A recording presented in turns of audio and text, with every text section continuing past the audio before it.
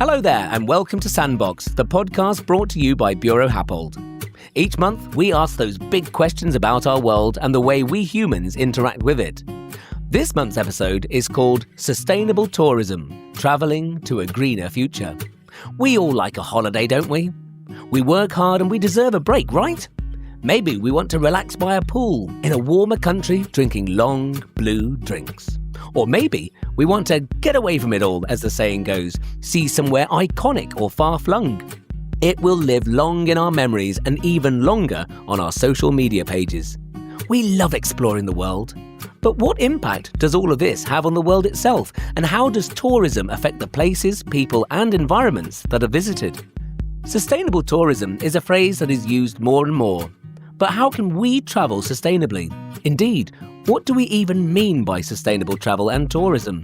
Is air travel always the unmitigated villain of the piece here? And is it all big companies and governments who should be affecting change? What about us? What paths can travellers like you and me find by following our moral compass?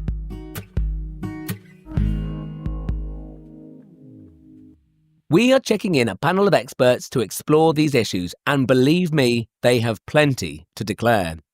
From Buro Happold, we have Graziano De Gregorio and Gabriel Berti. Graziano, tell us a little bit about yourself.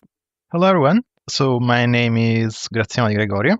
I'm actually an architect and a planner by background, but I got a bit of experience in delivering strategic planning, urban development projects across the UK and overseas. So I work pretty much at all scales within the built environment, from the building to the master planning to strategic planning for cities and regions. And I work at Buro Happold. I'm an associate here within the urban strategy team based in London. And I usually, in my team, I work on projects that include sustainability guidance, policy documents, strategic frameworks for city regions, and also national levels. Brilliant. Lovely to have you on board. See what I did there. And Gabriel, how about you? Hi, hello. Yeah, my name is Gabriel Berti and I'm a graduate with the Urban Strategies team. So I've recently joined Buro Happold, and in the team I work on some regional development visions. So I worked on one for the East Midlands Development Corporation, and then more recently a sustainable tourism design sprint for Bath and North East Somerset.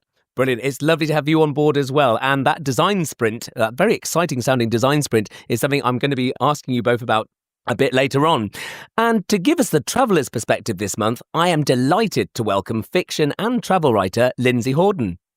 On leaving school, Lindsay embarked on the best way of educating herself for her future career, spending 3 years travelling around Europe, India and Africa. She has since travelled to more than 100 countries. Imagine that. Even with my geography A-level, I can only name about 8. Lindsay writes regularly for, among others, The Sunday Times, The Australian and Condé Nast Traveller. Her column in the Sunday Telegraph, An English Woman Abroad, ran for 7 years. And as if that isn't impressive enough, she is also a novelist, and her fiction includes Jacob's Colours, an extraordinary book. Welcome, Lindsay. Hello. Thank you very much. It's very lovely to have you on board. First of all, panel, very broadly, what do we mean by sustainable travel? My thoughts go immediately to the environment, but is it more involved than that? And Lindsay, I'll go to you first, please. Well, certainly it involves the environment, but I think probably for me, more importantly, it involves the communities and the people that you're visiting. And I guess the footprint that you leave behind in the area that they live in. So what you give back, what they benefit from. It's a balance between celebrating and bringing together the worlds we live in, but also looking after it and the people who live in it. And I think it's having the sort of forethought of integrating with the society that you're visiting. So there's a difference between going on holiday and a travel trip where you might meet the people more, you might purchase things from them, integrate with them, get to understand them, and they in turn might get to understand you. I think it's, we all know what's fair in life, so it's taking that with us when we travel. That's a beautiful answer. Thank you, Lindsay. Graziano, I'll go to you next, please. Oh, that's quite a big question, actually. Thank you. Let's say I don't have a proper definition. I mean, if I have to define this one, I'll probably have a couple of hours to define this. But I would say that probably sustainable travel would be, traveling without killing the world, but not just the world. I mean, killing the places and the community that we really are going there to visit. So it's pretty much, following what Lindsay was saying, that if you travel somewhere, you're not just going there for those like few minutes, few hours, few days, but you are trying also to try to minimize your footprint and try to blend within the local people, the local culture, spending local. So it's a sort of different way of traveling, more like in a conscious way.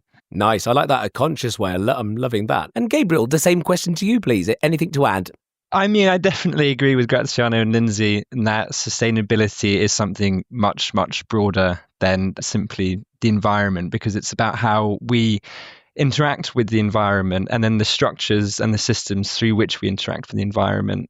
So when you're thinking about sustainability, I suppose you're inherently thinking about essentially all aspects of human existence. And so you're considering many different stakeholders and many different timeframes and many different disciplines.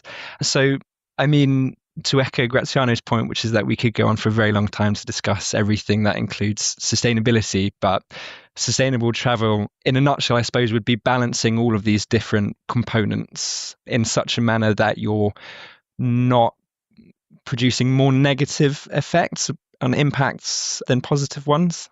Brilliant. Excellent stuff. So mitigating those negative impacts and encouraging the positive ones.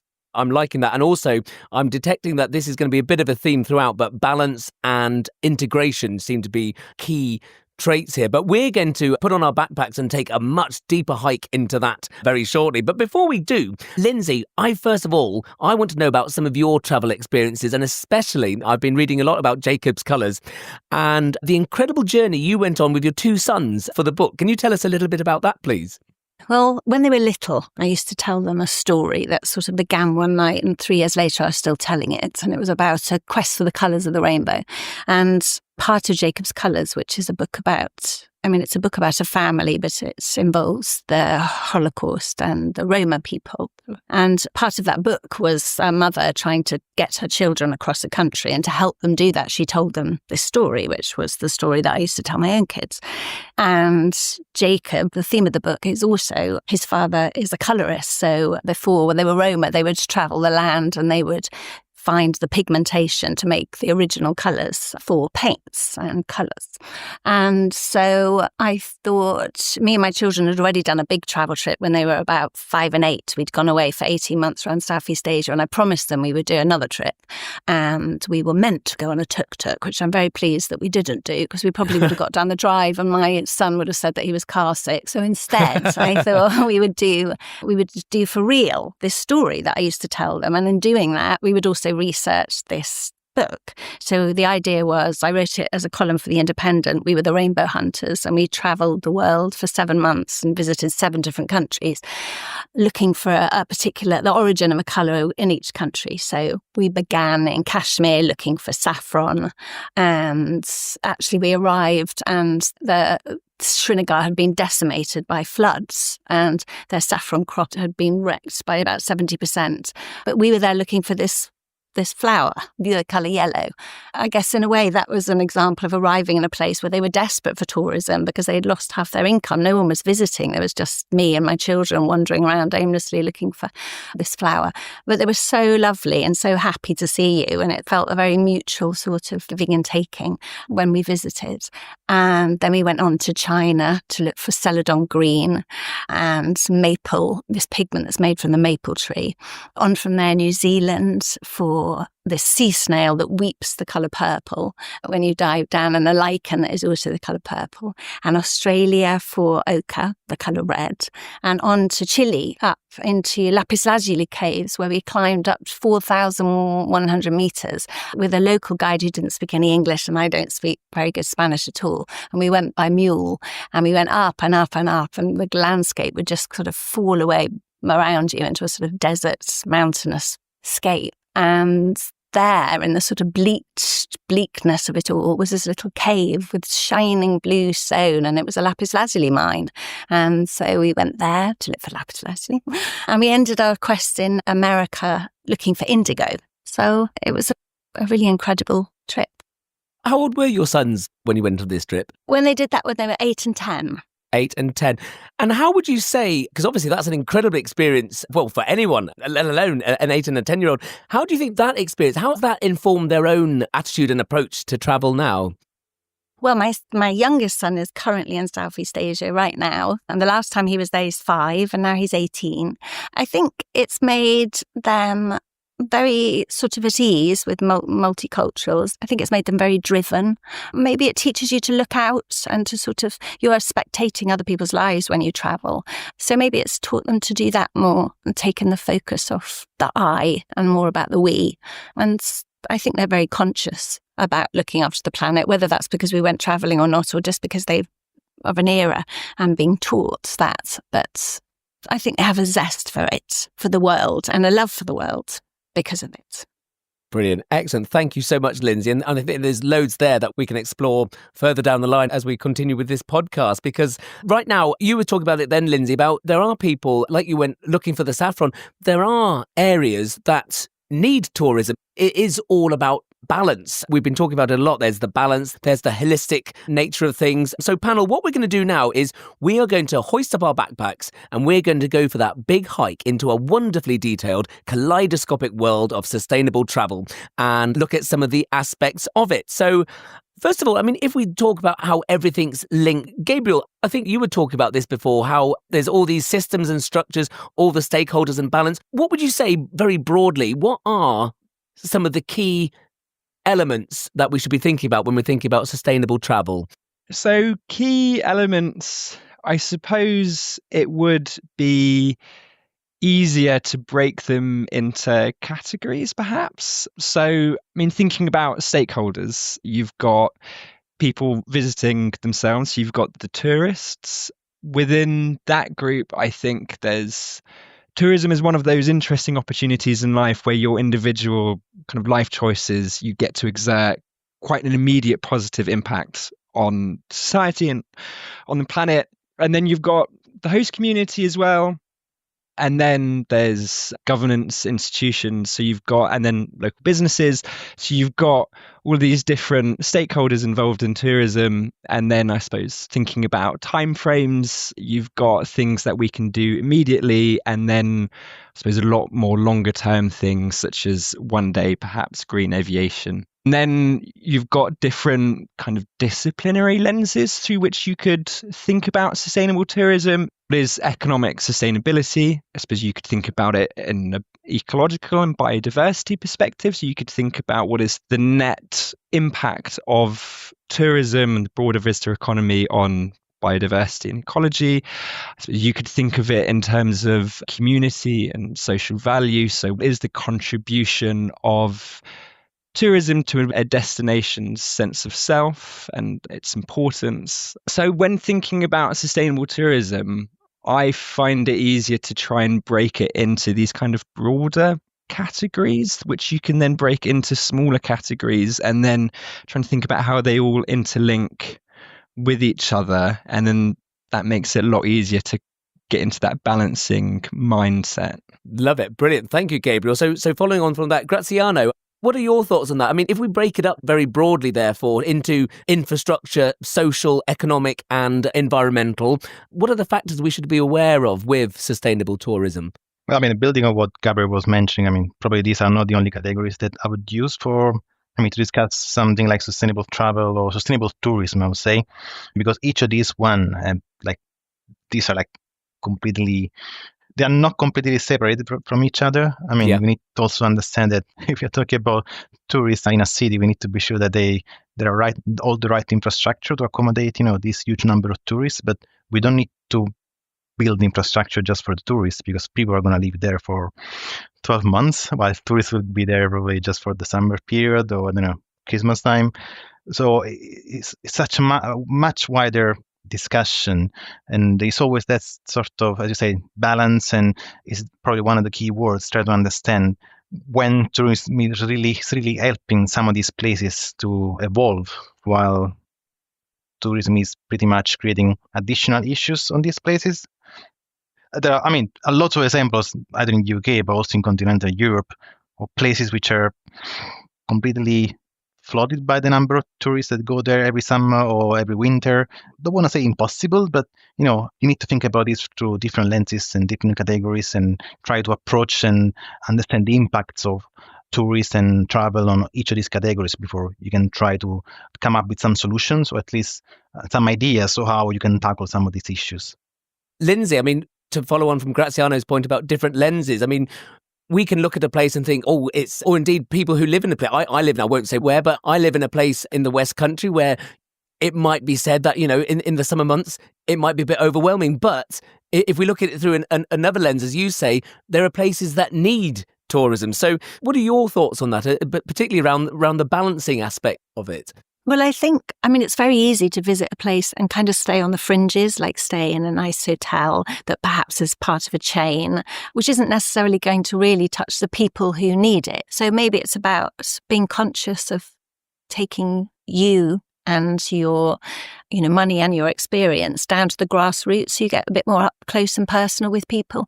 You can stay partly in a hotel, but you can also mix and match. You can stay in homestays, or you could stay, think about eco lodges or tribal people. You might go and stay in the longhouses of the Rombus tribe in Borneo, or the Dogon people in the Bandagara Skara in Mali. Obviously that's pushing you out into a different sort of comfort zone, but bringing that down to somewhere like Venice or even Spain, who are a bit sick of tourists at the moment. It's how do I arrive and integrate with the people in a way that they are happy for me to be in their city. Might also buy local produce or buy local products. Just being sort of aware of the fact that you're visiting a place and a people, not just a sort of area for you to have a great time.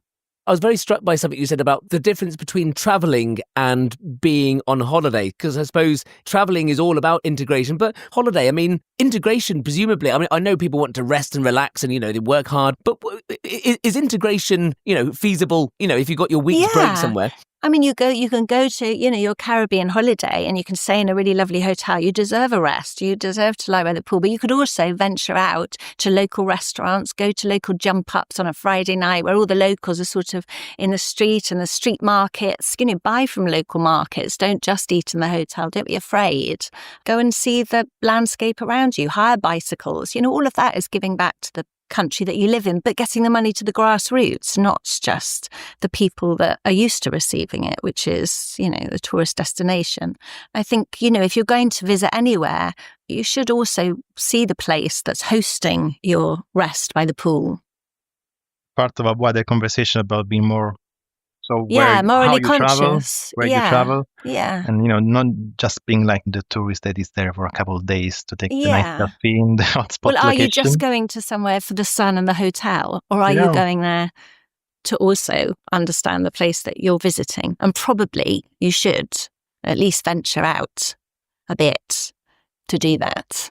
This is actually a question I was going to ask, but as we're coming on to it, I was going to ask this question later, but as we're coming on to it now, I might as well segue seamlessly into this. So what other choices should the individual be making? We'll be looking, Gabriele and Graziano, we'll be looking more at your design sprint shortly, which is more at sort of council level. But us individuals, certainly integrating, what other things should we be doing? Gabriele, I think you've been on some adventures. You were in Romania, weren't you? Tell us something about some of the choices you've been making as a traveller. Yeah, so I got back late last night from 1 week in Transylvania, which I'm in two minds to recommend people to go. On the one hand, I love it. I had the best week of my life. I think it's a fabulous part of the world. On the other hand, I don't want it to become swamped with tourists, because one of the reasons why it was so special was because when it's minus 15 in mid-February in Transylvania, there aren't actually that many tourists. It was great. But while I was there, I had kind of my sustainable tourism, urban strategies hat on. And well done, Gabriel, well done. And I was thinking about, okay, what can I do here as an individual, my choices, to make sure that I, within, kind of the realms of possibility, leave Romania a better place than I came to it. And as a visitor, in the smaller towns and cities, there are markets and shops where the rural population can sell their kind of authentic artisanal products. So behind me, I've got a lovely blanket that was made by a Roma kind of tapestry maker in Transylvania. And on the same street as that shop, there was a souvenir shop, which was rather tacky. imagine most of the stuff there probably wasn't made in Romania. And I think that's one of the examples of how you, as a visitor to somewhere, you can choose where your money ends up. And I think you can also choose to be interested in what makes that region unique. What are its defining characteristics? What's its authenticity compared to other places? So I think sustainable tourism is exciting because it is one of those points where you as an individual, you get to contribute to making the world a slightly better place, and you get to have responsibility and impact. Sustainability is so big and broad. It is refreshing and fun to be able to think, actually, no, I can make a positive difference.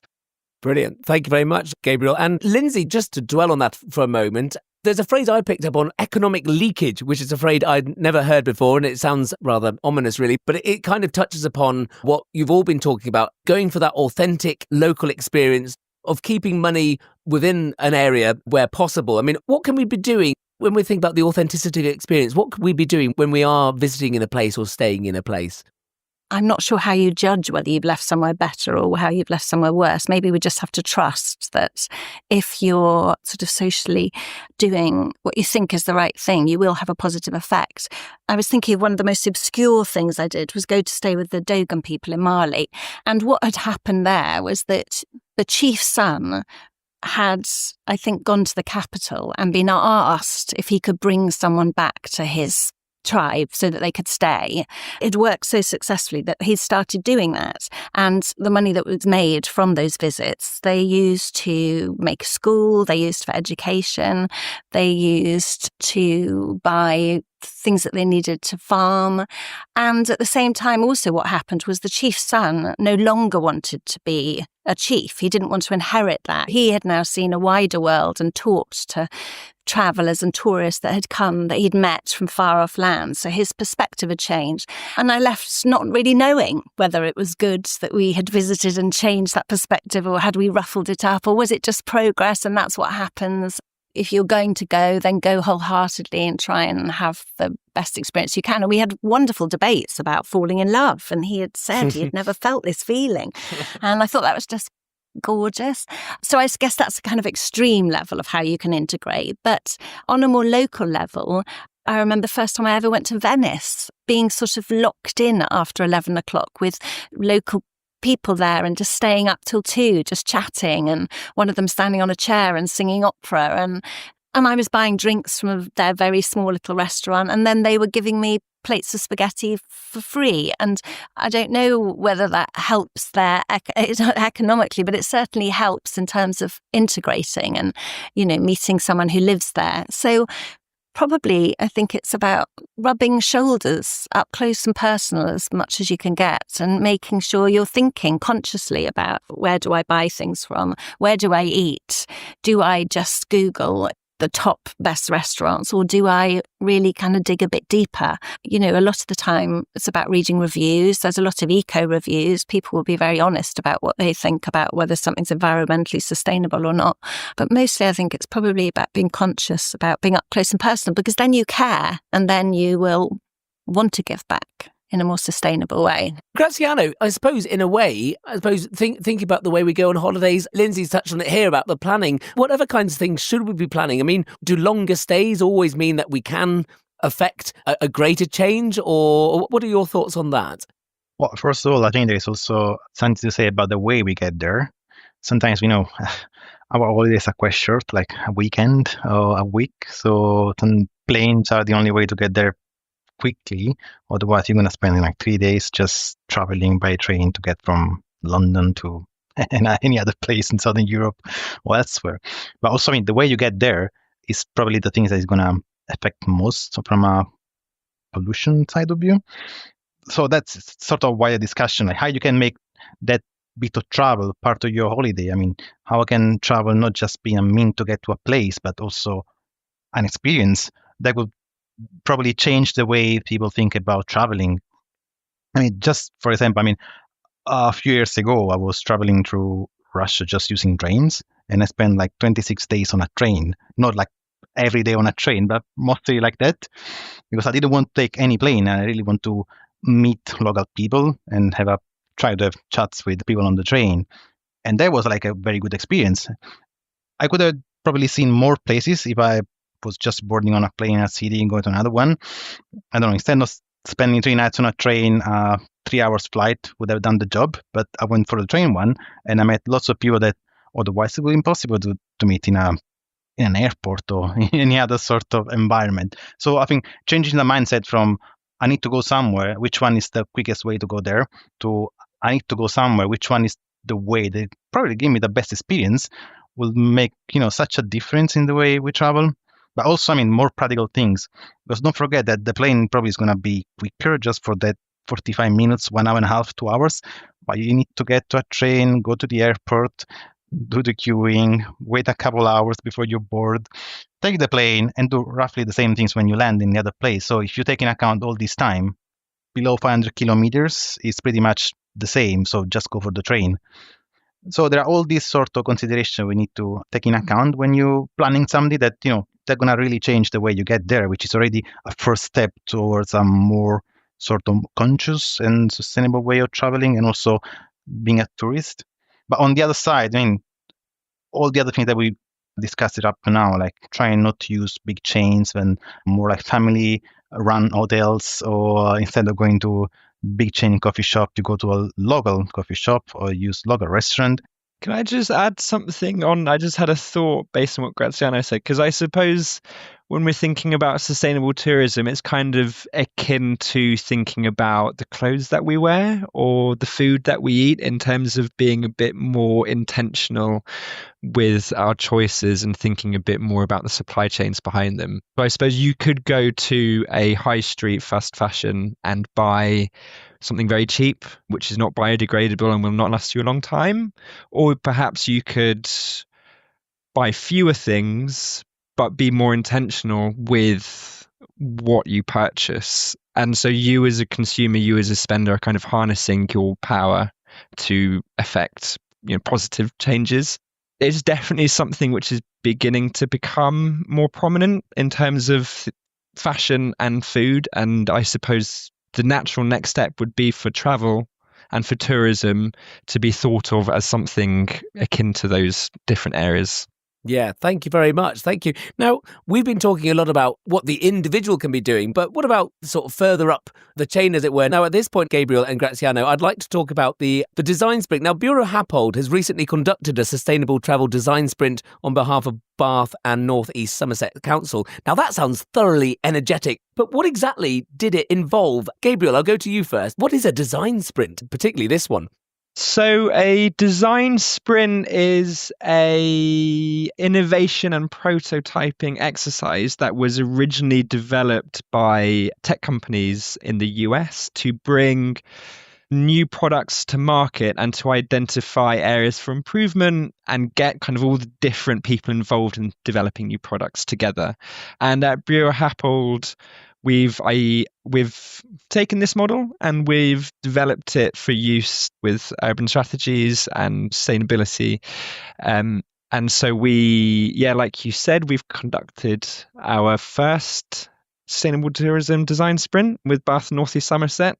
And the way that it worked was we had a few months of doing research into sustainable tourism, into travel trends more broadly, into the economics and social makeup of Bath and North East Somerset, and thinking about it from lots of different lenses, and then thinking about who are the most important stakeholders, who needs to be involved in this discussion, what are the different timeframes. And so we got everyone together in a room, and over the course of, I think it was maybe like 6 or 7 hours, we had 6 hours, yeah. 6 hours.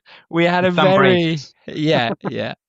very exciting and very productive conversation where we started the morning with blue sky thinking, something visionary statement as to what we would like tourism in Bath and North East Somerset to be. And then over the course of the day, we gradually took walks from that blue sky thinking through something more granular to, at the end of the day, produce a strategic roadmap for how that can be realized.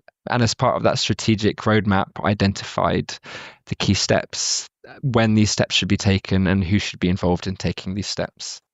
Brilliant. Thank you, Gabriel. And Graziano, I'll go on to you then. What were some of these key findings? What are some of the headlines of your design sprint, your sustainable travel design sprint for Bath and North East Somerset? Building on one of your first questions about the sustainable tourism and traveling, we discussed that, you don't only look at this through a single lens. And this is what we've done during the design sprints. We were looking at this issue through different topics. So we were looking at sustainable tourism through a governance perspective, to infrastructure perspective, an environmental one, a tourist offering perspective, because we knew that, the topic is so wide that you need some sort of more in-depth thinking in some of these category. And that was probably the best way to tackle some of the issue in each of these one. And each of these table actually came up with some brilliant ideas. I mean, some recurring themes. We are trying to compile all this amount of information. It's quite a lot, to be honest. I mean, I've never seen so many sticky notes in a room, but yeah, really.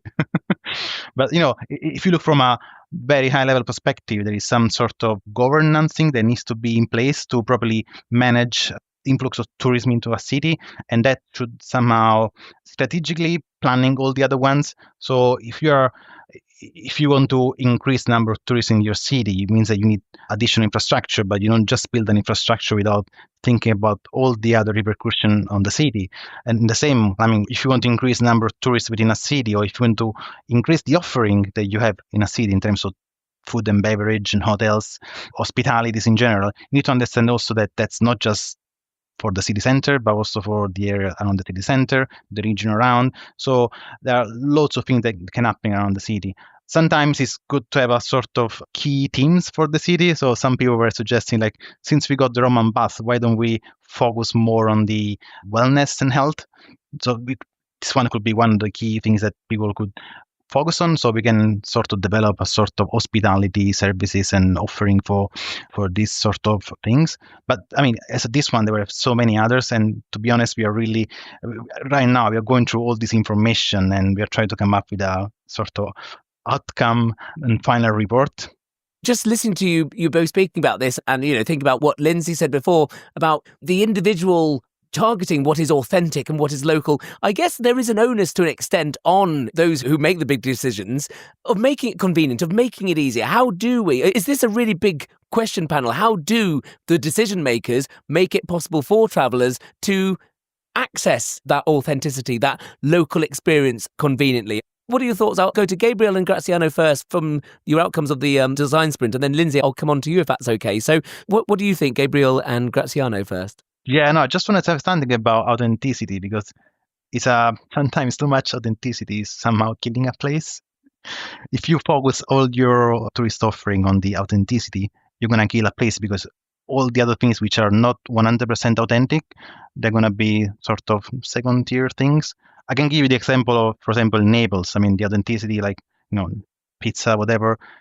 Right now, there are too many places offering pizza to tourists. It means that, all the area which were previously occupied by any other sort of services, like, I don't know, any other food and beverage activity or any other sort of shops, like even an hardware shop is now used for a pizzeria. So is that authenticity really helping the city?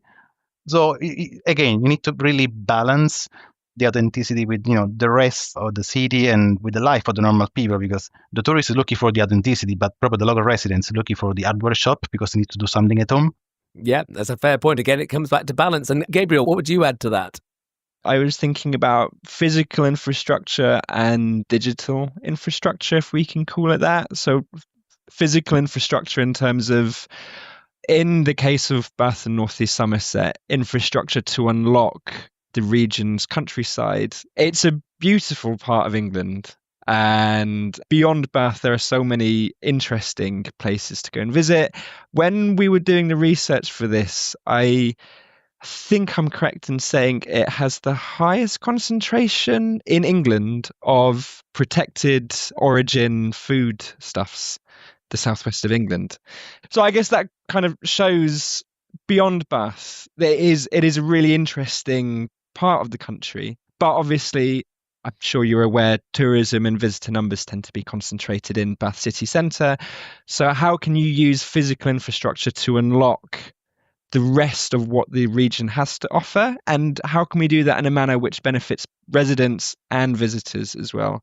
The perception of the destination can go a long way in conjunction with physical infrastructure, and I think there's probably some cautionary tales from places like Prague and Amsterdam, which became quite well known as party destinations, and I've been to both of them. They're both wonderful cities, and their perception of the cities as party destinations massively overlooks what are two great European cities. And so I think one of my big takeaways was just that connection between physical infrastructure and how marketing and digital infrastructure can change the perception of a place. Fascinating. Thank you, Gabriel.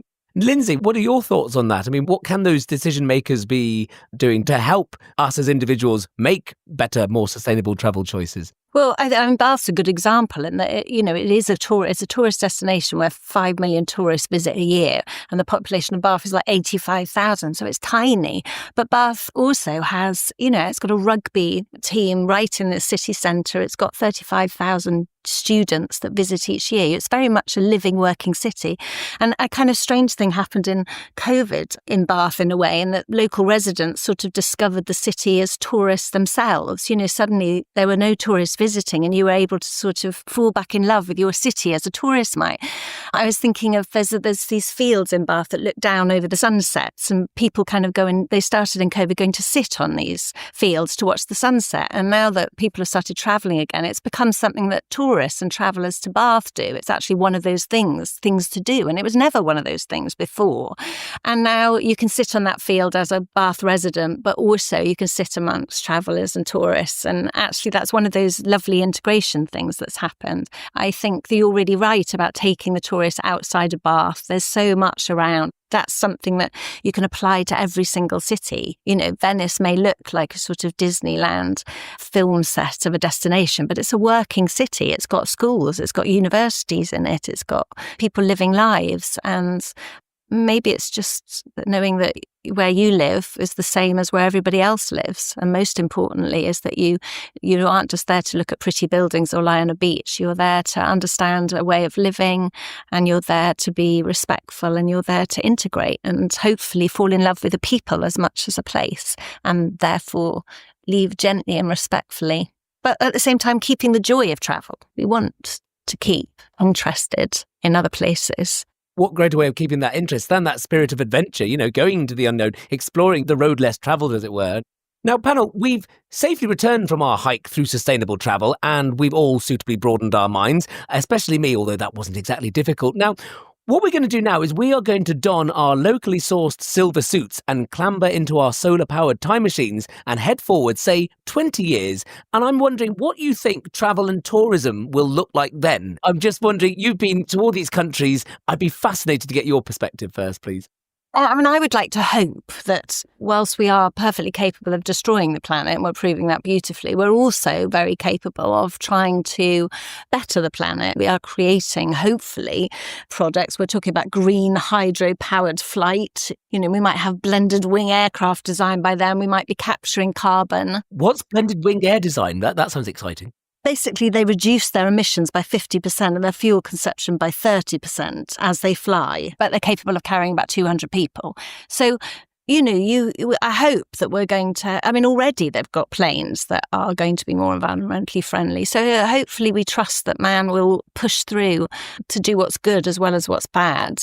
I was very struck by, because obviously, listener, this is a little behind the scenes glimpse. We have a little chat beforehand, and I was very struck by something you said before, that we're often very quick to give travel a bad press, but that's not necessarily a fair thing even now. Would you agree with that, Lindsay? I think sometimes it's easy to attack the planes, which are actually only 2% of carbon emissions. I'm not saying they're great, but whereas actually, if you're bringing it down to the layman, you could make a choice. I think it's keeping perspective, and that it doesn't have to become the enemy, but it just has to become joyously conscious and really make sure that you do the action of that rather than just say it. And I suppose, in a way, you were talking before about how when you visited that tribe and they were influenced by people coming in, but in a way we can all be influenced. There's a quid pro quo there, isn't it? Because we can be all joyously influenced by the people we see, and also raise awareness of issues when we go back to our homes, talk about the places we've seen, which can surely, that's a good thing, isn't it? Well, I think we're very much living in a world where the more informed you are, the more you interact with people who don't live similar lives to you, the more intimate you can become with those people, the more, mutual respect, love, even friendship comes in. So that must be a good thing. We live in a world with borders that have been created by human beings.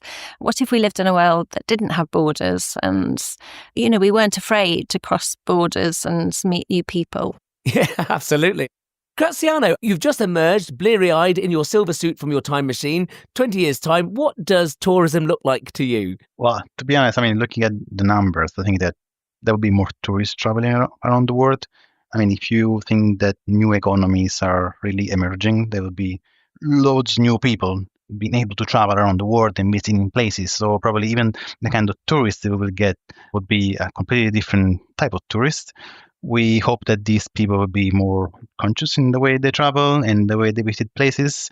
So I really hope that there will be some sort of policy that will really help to make more sustainable way of travel cheaper, but at the same time, there will be also action done by governments and districts and countries in a way that will make sure that people living in a city can really stay there and won't be pushed away by an increased number of tourists that want to see the city and they don't want to dwell anywhere else within that center. Because otherwise, if there are just tourists in a city without proper local people, what's the point of going there?